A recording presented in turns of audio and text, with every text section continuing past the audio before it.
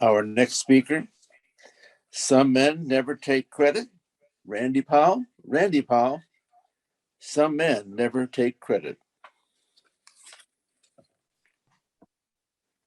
I was about to, as I sit here listening to everyone, I was about to ask you to do something that I know you cannot do. And I thought that wouldn't be very fair of me to do that. So instead of doing that, what I'd like to do is just ask you to imagine the year is 1965. Now, I don't know where you were, but I was 11 years old, and I grew up in a small town in South Jersey.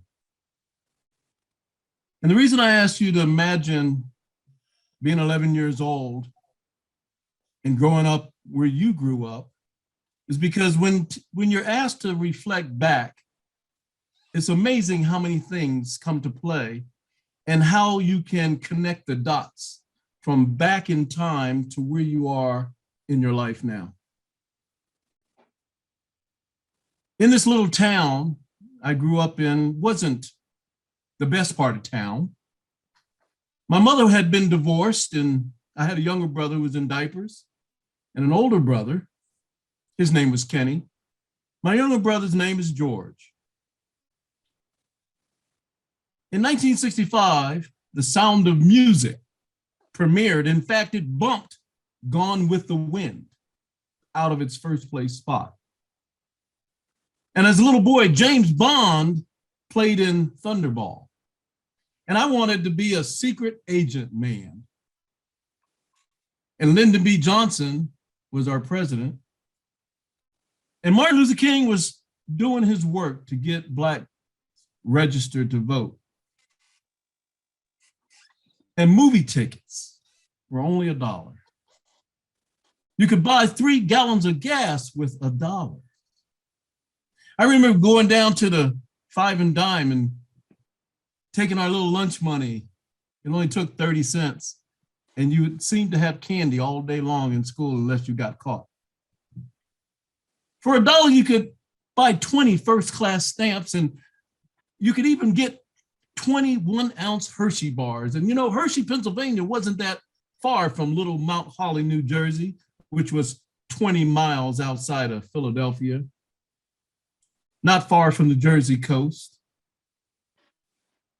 You could even, with that same dollar, get a double-decker burger. You could get some fries, a salad, and you could even get some ice cream. The troops were sent to Nam during that time, and Gemini 3 was launched into orbit. And guess what? Even the Great Society was starting to come to play, and the Civil Rights Act was signed. This was an eventful time in our history. And so it's always been that as well. At 11 years old, growing up in a rough part of town, in the projects we called it, with a younger brother and an older brother and no father there, it was just the way it was in my life. But I had an older brother who represented my best friend, and he was also like my dad, who was absent. He taught me some things, and he did the things that he could do that a big brother could do. We went fishing early in the morning. He gave me some hints about girls when I would ask, and we even talked. We really talked on the edge of the bed. You see, his bed was just across from mine, small room.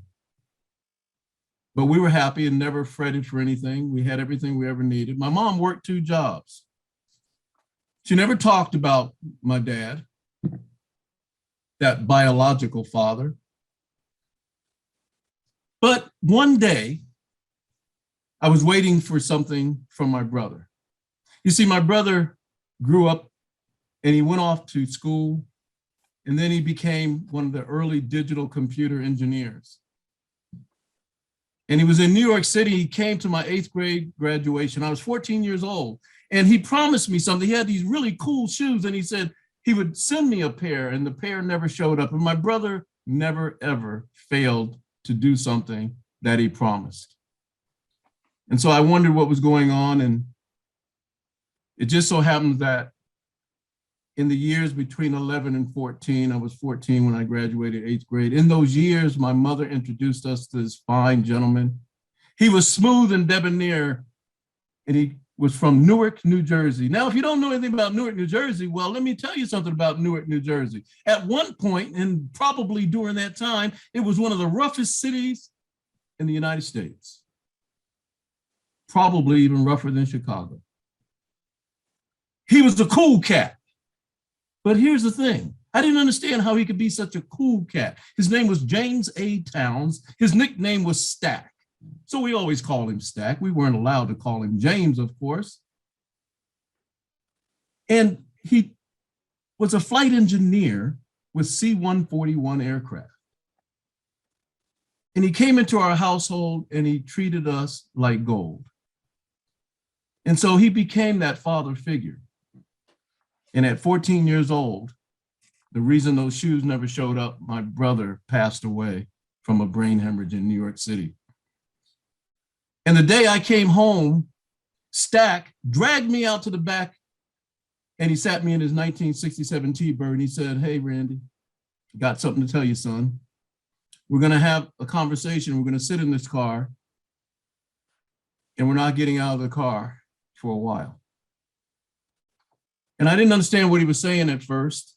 You know, this was the same flight engineer. This was the same gentleman. This was the same cool cat that taught my brother and I how to read a slide rule. If you don't know what a slide rule is, it is a supercomputer in the form of a ruler.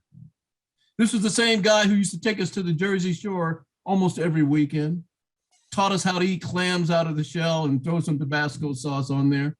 This was the same guy who taught me about how to respect ladies and how to respect other people as well, no matter where they came from. And so he sat me in that car and he told me that my brother had passed away and he said, "You're gonna have to become a man today." And I started crying because of course I didn't believe him that this had just happened. And we sat there, and I don't know if we sat there for an hour or 2 hours, but when we got out of the car, he said, "Now you've got to go upstairs and be there for your mom." I slept with my mom on the floor that night as she whimpered and cried all night long. And the next day I realized I had to become the protector of my younger brother. And not too long ago, I had a conversation with Stack. He's passed away. And all the things that he taught me, I realized today he made me, or at least contributed a major part to who I am today. And so I pass this on to you because when I spoke to him last, things were great. He was much older. But the second time I called him after many years, there was no answer.